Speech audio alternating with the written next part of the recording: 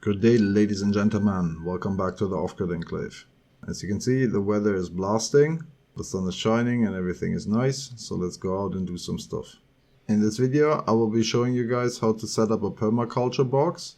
Once set up, these boxes can run for years and provide a plenitude of healthy foods.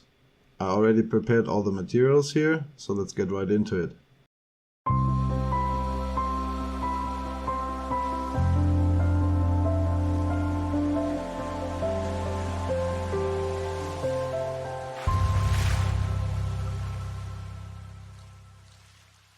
First off, let's have a quick rundown on what the concept behind the permaculture box is.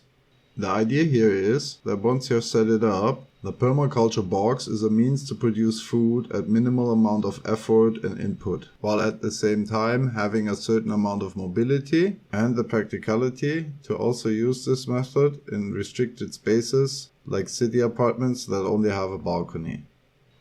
As a base for my permaculture boxes, I chose construction site concrete mixing tubs. These are relatively cheap and easy to work with. They come in 90 liter to 160 liter, but of course you can use whatever suits your space. In the bottom I drilled a few holes so I'm not building a swamp. Of course adjust the amount and the size of the holes according to your weather conditions. In very dry areas you might want to consider to put an additional water reservoir under the box. Covering the very bottom and the holes in the box, I put some rocks and a lot of clay pebbles, as well as a bunch of clay shrapnel from broken roof tiles. That layer in the bottom is quite important for two things. A, you want the water to be easy to drain so you're not building a swamp. And B, you want the clay pellets or the clay shrapnel to soak a lot of the moisture over time so the roots of the plants can reach it during dry phases. I went out and bought a few bags of gardening soil. As I have plenty of soil around, I also prepared a bunch of soil from the garden, removed the rocks, and in addition I prepared some wooden compost that is ready to go into the ground. With that we have everything prepared, so let's go step by step and set the permaculture box up. We cover the bottom with a 50-50 mix of rocks and roof tile shrapnel.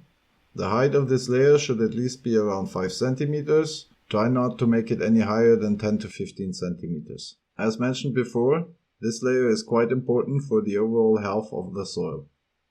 If you don't happen to have old clay roof tiles to utilize for this, there's also commercially produced clay pellets available for hydroponics. These also do well for this purpose. To level and equalize that bottom layer, I put a few shovelfuls of soil from my garden on that. After making that about level comes the next step. I take the soil from the gardening soil that I bought, and the wood compost, and mix it all into a nice homogeneous mass. Don't fill the soil all the way up. This way the water collects better and doesn't just rinse off. Also on the sides you provide a bit of shade for cover crops. Now that we have the box mainly done, let's talk about what to actually put inside the box.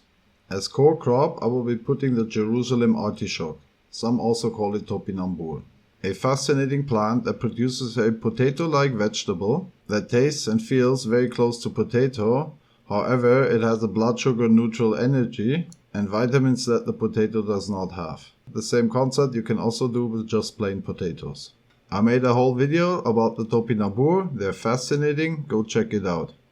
As cover crops, usually I go with things like lemon ball, schnittling, petersil or something alike. Sometimes also smaller root plants like radish. This of course depends on the size of your box. After putting the cover plants, I generally run the boxes as a no-till. Except for stinging nettles, as soon as I see them, I take them out. Those root networks are a nightmare.